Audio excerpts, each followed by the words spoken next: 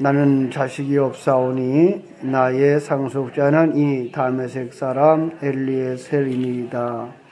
아브라함이 또 이르되 주께서 내게 씨를 주지 아니하셨으니 내 집에서 길린 자가 내 상속자가 될 것이니이다. 여호와의 말씀이 그에게 임하여 이르시되 그 사람이 네 상속자가 아니라 내 몸에서 날짜가 네 상속자가 되리라 하시고 그를 이끌고 밖으로 나가 이르시되 하늘 우러러 무별을 셀 수 있나 보라. 또 그에게 이르시되 네 자손이 이와 같으리라. 여호와께서 이를 의로 여기시고 또 그에게 이르시되 나는 이 땅을 내게 주어 소유를 삼게 하려고 너를 갈대아인의 우리에서 이끌어낸 여호와니라. 아멘. 네, 오늘 7절 말씀까지 읽었습니다. 여기서 우리가 아주 귀하게 읽을 수 있는 말씀이 있죠. 6절 여호와를 믿으니 아브라함이 여호와를 믿으니 여호와께서 이를 그의 의로 여기시고, 그렇죠? 믿으니 의로 여기시고, 그래서 우리 보통 사용하는 말 이신칭의라는 말이죠. 성경의 대주제는 우리가 다 아는 대로 하나님 나라 완성이라고 그랬습니다. 그렇죠? 그 하나님 나라 완성을 설명하는 것이 여러 가지 있는데 설명의 완성의 방법으로 하나님의 그 사랑, 하나님의 계획, 그 다음에 하나님의 은혜, 또 하나님의 주권, 더 아주 대표적인 것이 이제 예수 그리스도의 십자가 이렇게 되죠. 그래서 믿음이나 의, 십자가, 사랑, 은혜, 하나님의 주권 이런 것들이 하나님 나라 완성을 설명하는 다양한 단어들인 것이죠. 거기서 오늘은 우리가 같이 한번 말씀을 살펴보려고 하는 것이 믿음과 의, 그래서 이신칭의, 그렇죠? 그래서 믿음이란 말이 6절에 처음으로 등장해요. 창세기에서. 그래서 아브라함이 여호와를 믿었다라고 해요. 믿으니. 창세기의 아주 중요한 핵심, 성경 전체 아주 중요한 핵심이 15장에 나와요. 그리고 그 믿음을 하나님의 나라 백성의 출생의 근거라 이렇게들 우리는 말해요. 그래서 에베소 2장 8절 9절 가도 너희가 그 은혜를 인하여 믿음으로 말미암아 구원을 받았으니 라는 말을 쓰고요. 그죠? 그 믿음의 통로로 의가 우리에게 주어졌고 그 믿음으로 말미암게 된 의, 그래서 이신칭의라는 말을 쓰죠. 중세기의 그 종교개혁자 마틴 루터는 로마서 1장을 통해서 자신의 구원의 도래를 발견했죠. 그 이전에는 그도 로마 캐토릭 안에 있었던 다른 사제들과 다를 바 없이 행함으로 의에 이르려고 자기를 쳐서 복종시키는 일에 굉장히 노력을 많이 했어요. 그런데 눈이 밝아진 사람은 자기 행위 속에서 의를 찾을래야 찾을 수 없음을 발견하게 되듯이 마틴 루터 역시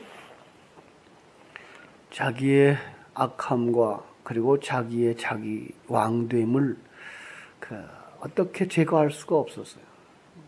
그래서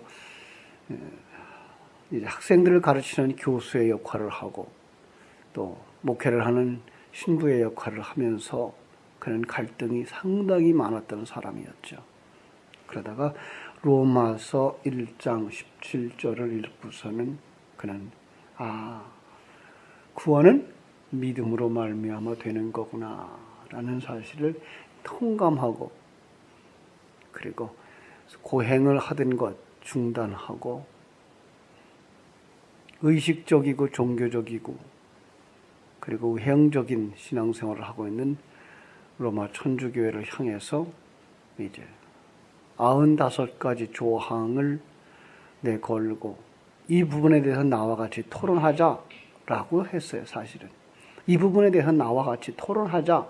그런데 한 사람도 거기에 대해 토론하려고 나오는 사람은 없었고, 오히려 그것 때문에 이제 정죄당하고 이단 취급받고 쫓겨나고, 결국은 거기서 이제 종교 개혁이 시작됐죠. 이달 말일이 바로 종교 개혁의 날이죠. 그리고 우리는 다음 주일을 이제 종교 개혁 주일로 지키는데, 가만히 생각해 보면 지금 이 시대가 그 시대와 방불한 이런 시대가 됐어요. 아주 형식화되어진 종교, 그리고 세력화되어진 종교의 힘, 교회의 힘. 그래서 어떤 종교 하나쯤은 가져야 된다고 생각할 때 대부분 기독교를 택했던 이런 시대.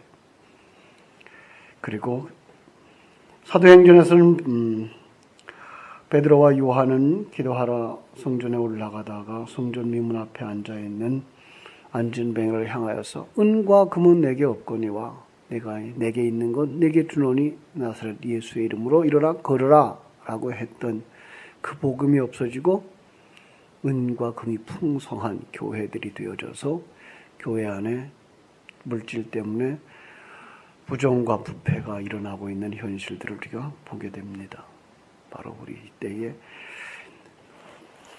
당시에 1500년대의 종교개혁이 아닌 오늘 이 시대의 종교개혁이 필요한 시대에 살고 있다라는 생각을 하게 됩니다.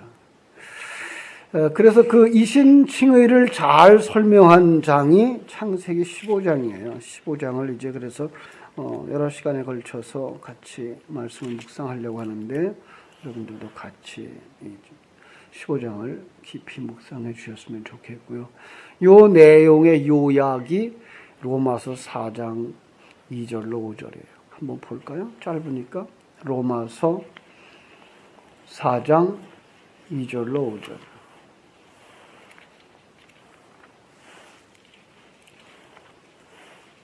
로마서 4장 2절로 5절.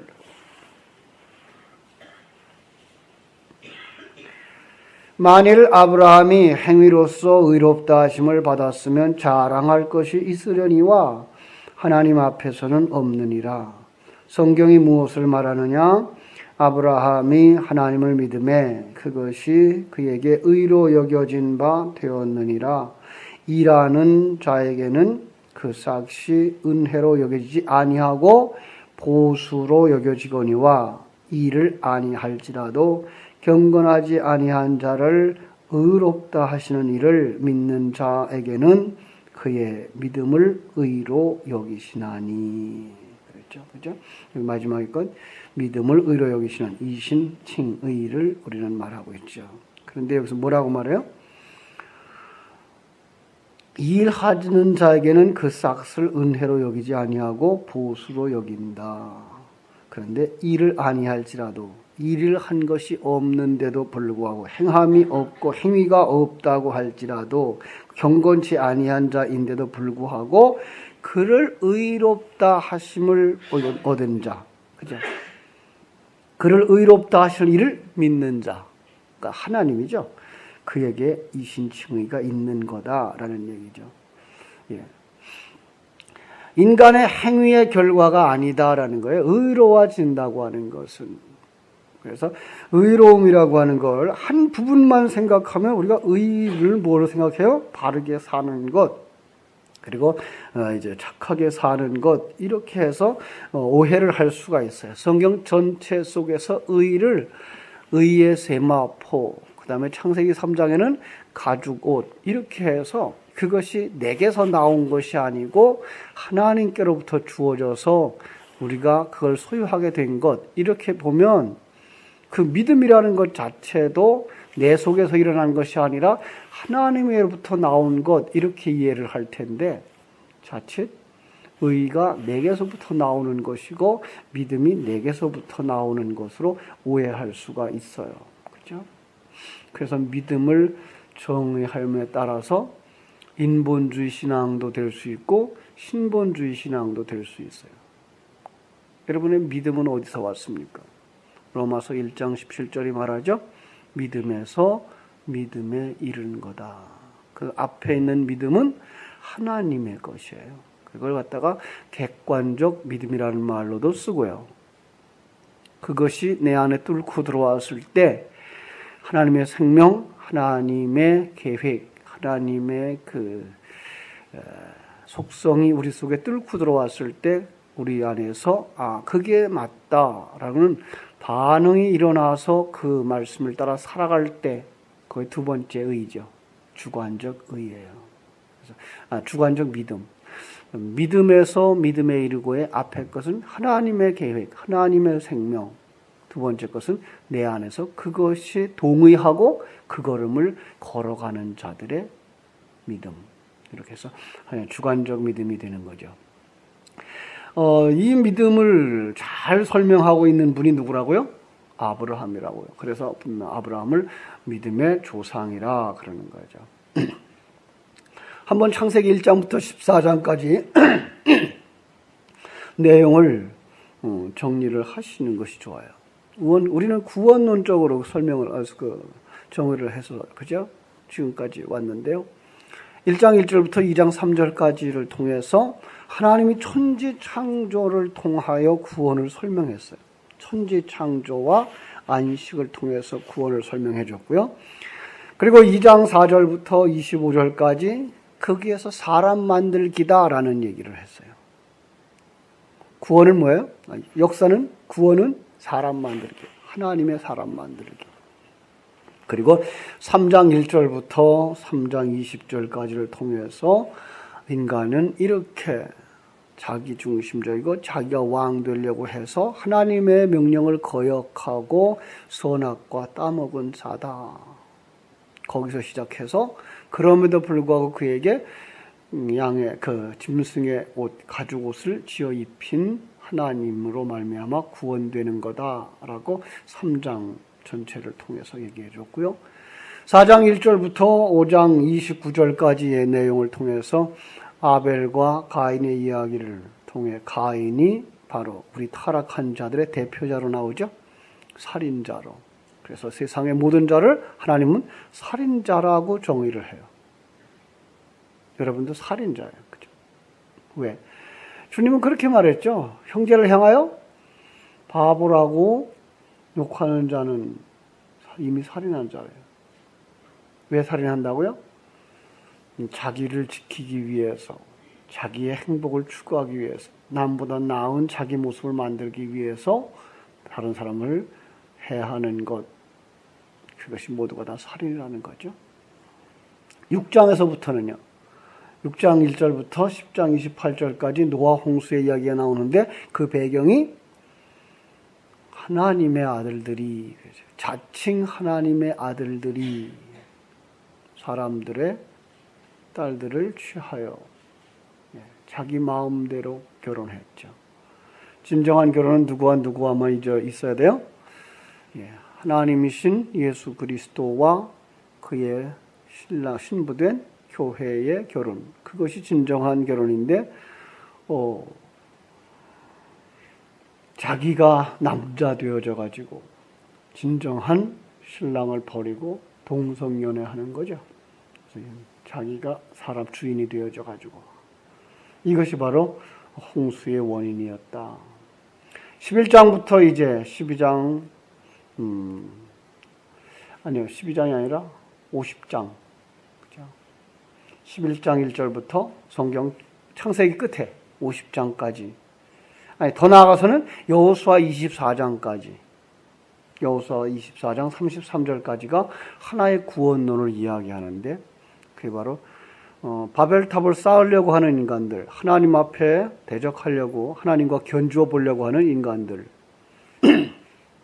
하나님의 계획을 무시하고 흩어져 나그네 생활을 살지 않고 정착하려고 하는 자들, 이들이 심판의 대상이다. 그런데 그 속에서 하나님은 자기 백성을 건져내더라 라고 하는 얘기가 이제 그 속에서 아브라함이 구원받는 이야기로 나오고 있는 거죠. 그렇습니다. 바벨탑 쌓는 그 사건, 바벨론 문화 속에서 하나님은 그들을 뭐라고 불러요? 나오라. 그게 12장에서 시작된 아브라함의 그 신앙의 시작이죠. 하나님의 아브라함을 부르셨어요. 그죠? 아브라함아, 내 본토 친척 아비 집을 떠나 내가 네게 지시할 땅으로 가라. 본토 친척 아비 집, 이건 어디예요? 바벨론이죠. 근데 바벨론, 그 문화, 그 세계, 그 정신, 그걸 내 고향으로 삼지 마라. 거기 떠나. 내 고향은 어디예요? 하늘나라. 여러분, 우리의 고향은 하늘나라예요. 어디서 태어났다고요? 세상 어디서가 아니고요. 이 땅을 우리는 아버지 집으로 삼고 살아서는 안 돼요. 하늘나라를 아버지 집으로 삼고 살아야지 이 땅을 아버지 집 삼고 살면 안 돼요. 그래서 하나님은 아브라함을 거기서 불러내면서 하신 말씀이 내 본토, 친척, 아비 집을 떠나라. 그렇죠? 내 본토는 내가 지금 살고 있는 그곳. 우리 지금 이 개역 개정판에서는 고향 그랬는데 사실은 본토예요. 이 땅이 고향이 아니야. 이 땅이 본토가 아니야. 아비 집, 이 집이 아비 집이 아니야. 누구한테 하는 말 같아요? 탕자한테 하는 말 같으죠? 탕자. 그죠? 돼지우리간에서 살고 있는데 하나님의 영이 감동해서 아브라함아, 야, 거기 떠나. 그거 네 집 아니야. 그거 네 아버지 집도 아니야. 그거 네 친척들도 아니야. 그래서 내 본토 친척 아비 집을 떠나 내가 내게 지시할 땅으로 가라. 그는 지금 눈이 어두워서 그가 마땅히 가야 될 아버지 집을 몰라요. 그래서 그에게 하나님께서 내가 내게 지시할 땅으로 가라라고 얘기를 하고 그를 한 걸음 한 걸음 이끌어 가시죠.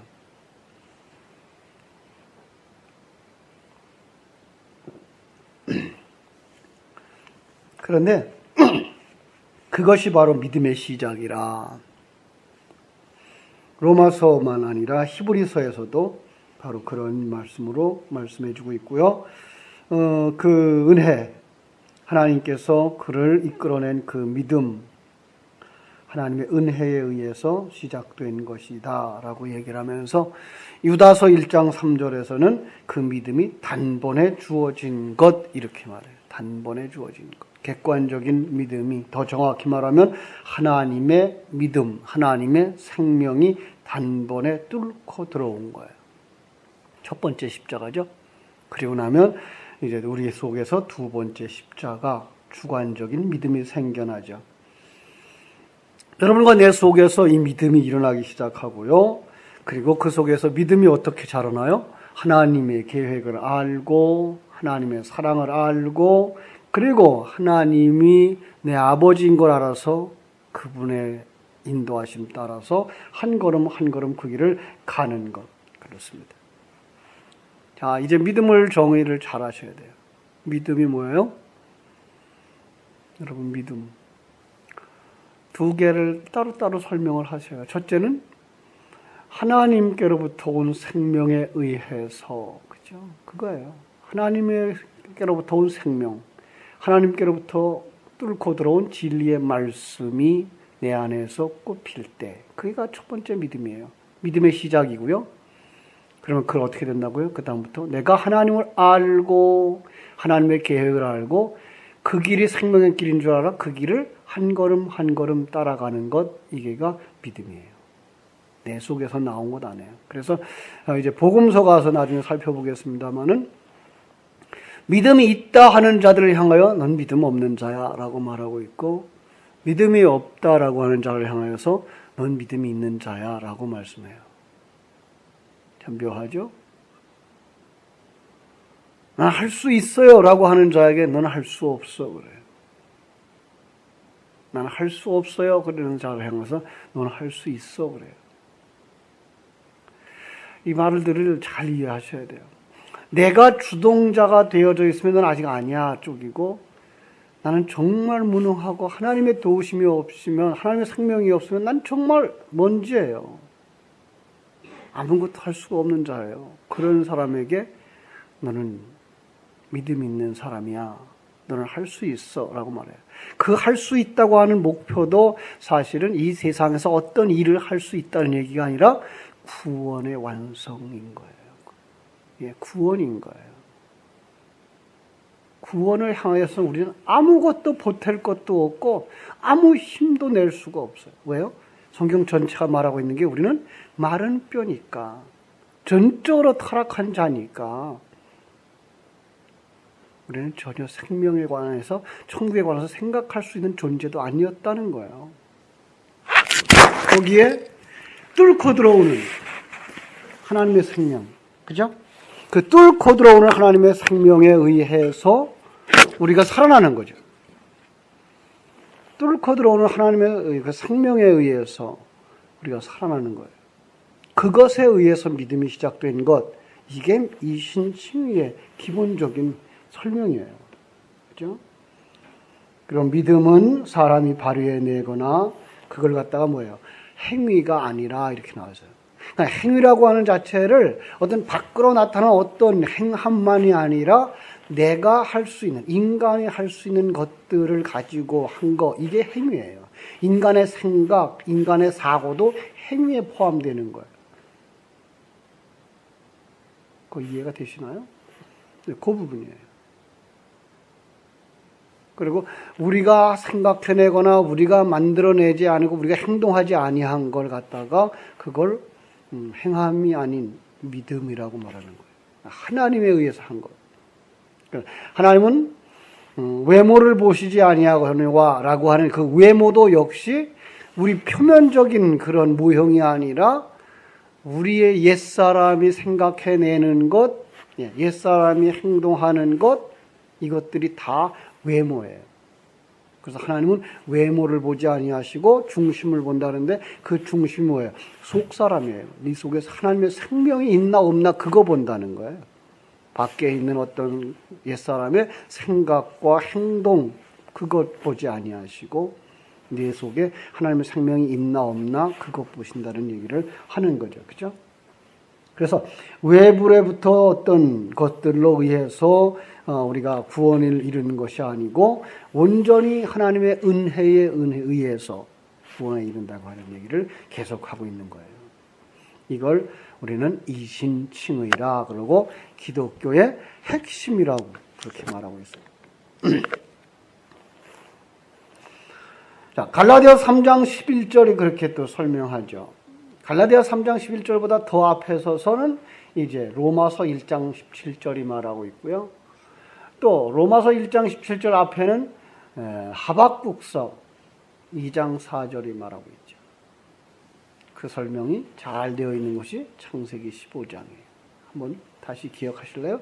창세기 15장, 그 다음에 하박국서 2장 4절, 그리고 로마서 1장 17절, 그리고 갈라디아서 3장 11절이에요. 우리 한번 끝에 가서 하나 보죠. 갈라디아서 3장 11절.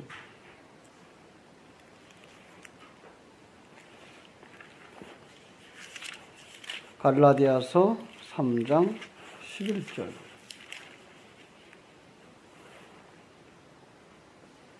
또 하나님 앞에서 아무도 율법으로 말미암아 의롭게 되지 못할 것이 분명하니 이는 의인은 믿음으로 살리라 하였습니다.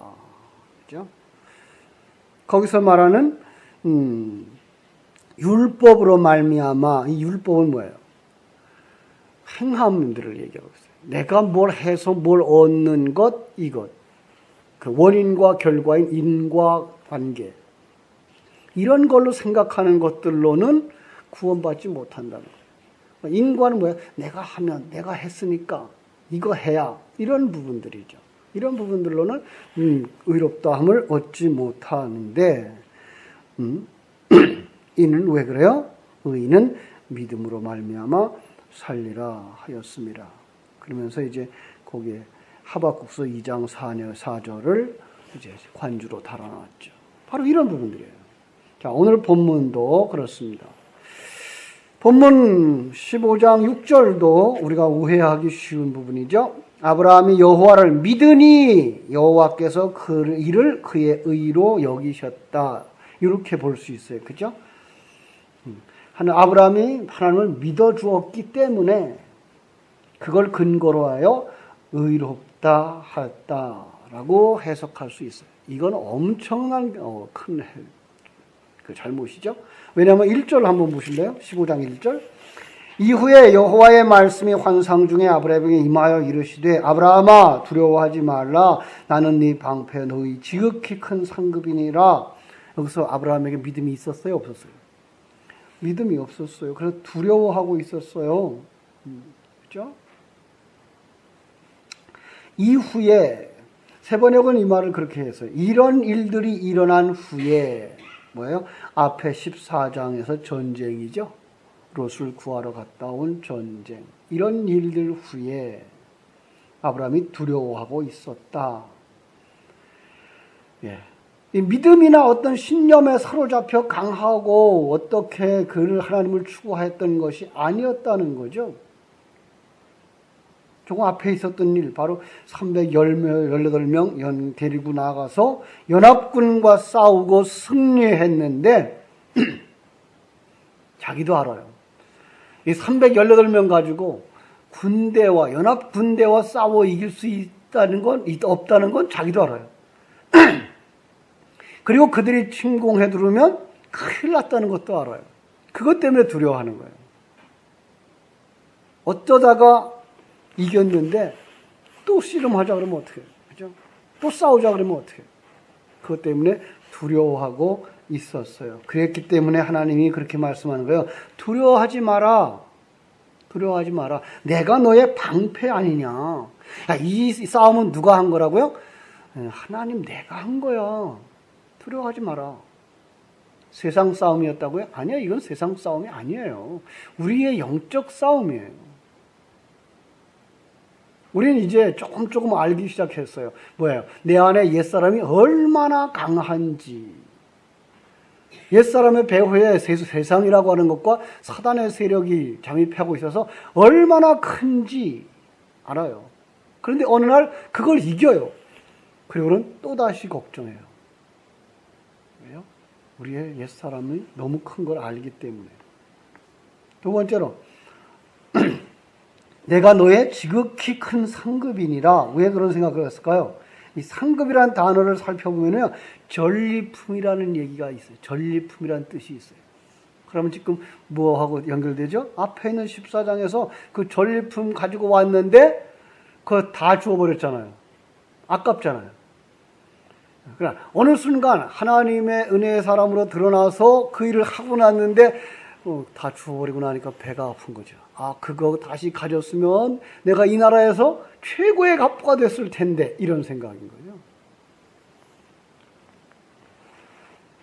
그랬더니 하나님이 뭐예요? 내가 네 전리품 아니냐. 내가 네 전리품이야. 내가 네 상급이야. 참 묘한 말씀이에요. 그래서 이 상급이라는 말, 성경을 전체를 보면서 여러분 상급을 받는다죠. 이기는 자에게는 이런 것을 상급으로 준다. 상급으로 준다. 그럼 그 상급 뭐예요? 전리품. 그리고 그 상급 누구예요? 하나님.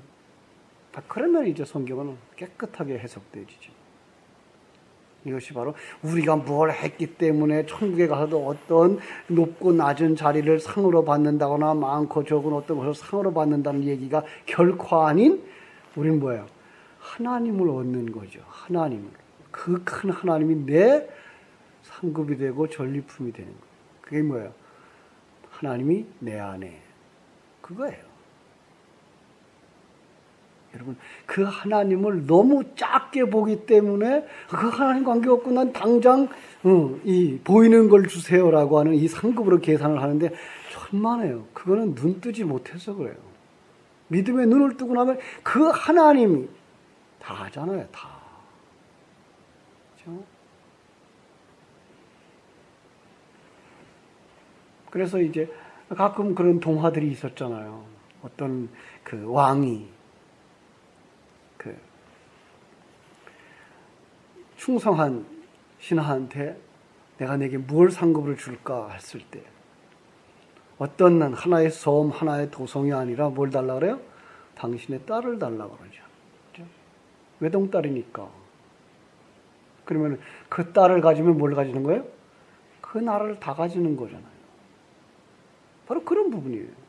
하나님을 가지면 그 하나님 안에 있는 모든 것이 다 우리의 것인데 왜 우리는 그 속에 있는 조그만 것들을 계산하고 있느냐고. 내가 너의 지극히 큰 상급이야. 그 조그만 것 잃어버렸다고 배 아파하지 말고 내가 내 전리품 되니까. 그죠? 우린 이 세상에서 이 놀라운 눈이 열려진 자들, 그게 가치관이 변화된 자들, 세계관이 변화된 자들, 그거를 갖다가 새로운 피조물이라고 말하고 있는 것을 알 수가 있어요. 여기를 볼 수 있어야 돼요. 그죠? 그거 그냥 보지 못해서 안 보이니까 뭘 봐요? 당장 눈앞에 있는 거 달라는 거죠. 당장 눈앞에 있는 거. 여러분, 그건 정말 어리석은 겁니다. 눈앞에 보이는 것, 이 세상 것, 아무리 오래 가지고 있어도 100년도 안 걸려요. 그죠? 100년도 안 돼요. 아무리 많이 가지고 있어도 100년 이상을 가지고 사는 사람이 없어요. 다 자기가 이 세상 떠날 때는 놓고 갈 수밖에 없어요. 가져갈 수가 없어요. 여러분, 지금도 100년이라는 세월이 길어 보이고 커 보입니까? 영원이라고 하는 세계 속에서 그 100년은 그저 손톱만큼도 안 되는 길이 아닌가요? 우리는 그걸 볼 수 있어야 돼요. 그게 눈이 열린 사람들이에요. 영원한 세계 속에 있는 내 존재, 영원한 세계 속에 있는 하나님의 나라, 거기서 누릴 하나님의 복, 그걸 볼 수 있어야만 이 세상 것에 대하여서 연연해하지 아니할 수가 있다. 그 사람이 뭐한 사람이에요? 믿음 있는 사람이라니까요. 그 사람이 믿음 있는 사람이에요. 그 사람이 눈이 열린 사람이고요. 그 사람이 하나님의 생명을 가진 자. 이게 어떻게 왔어요? 하나님의 은혜로. 그걸 갖다가 성경은 믿음으로 말미암아 의에 이르고.